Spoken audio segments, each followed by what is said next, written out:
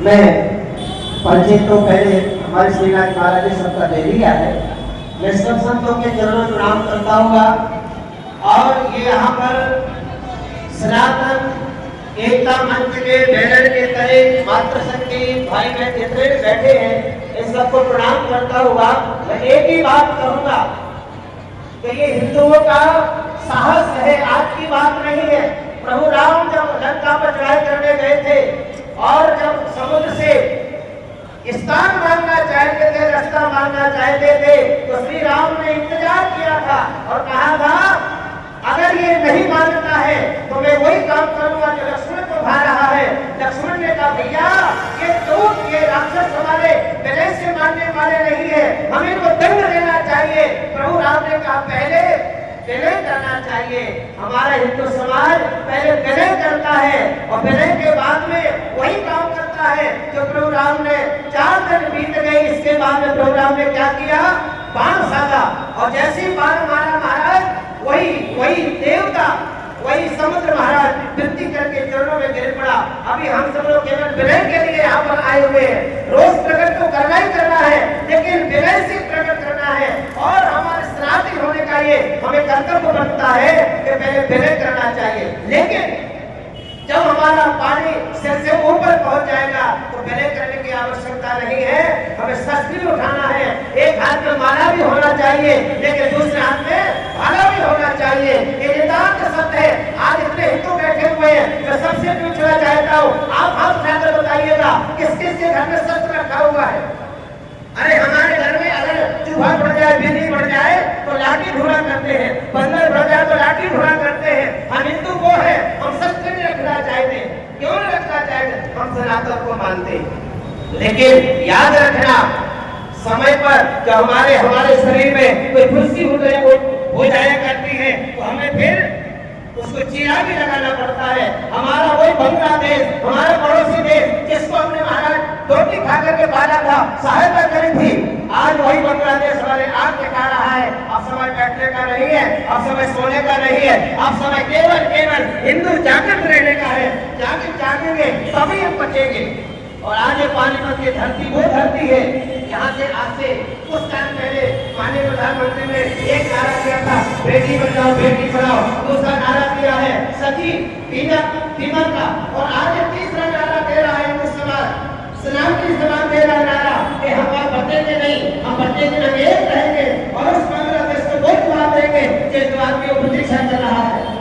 ज्यादा न बोलता होगा, ये केवल आज का समाप्त हो जाए, ये रोज केवल आज विश्राम न हो जाए, गाँव से रोज जगे, गाँव का हिंदू जगे, तब जाकर के हम सेफ रहेंगे। इसी के साथ अपने बात में विश्राम देता हुआ जय श्री राम, जय श्री राम, जय श्री राम, वंदे वंदे।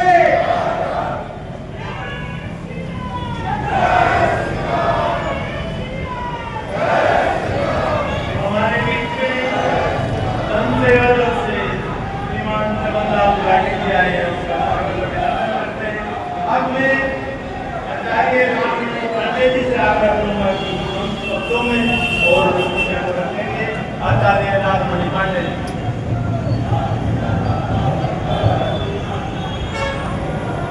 जय श्री राम, भारत माता की।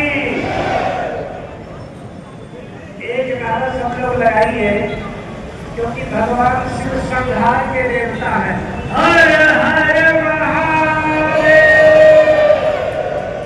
जहाँ काम राम जी से भी नहीं चलता वहाँ काम भगवान शिव जी के त्रिशूल से चलता है।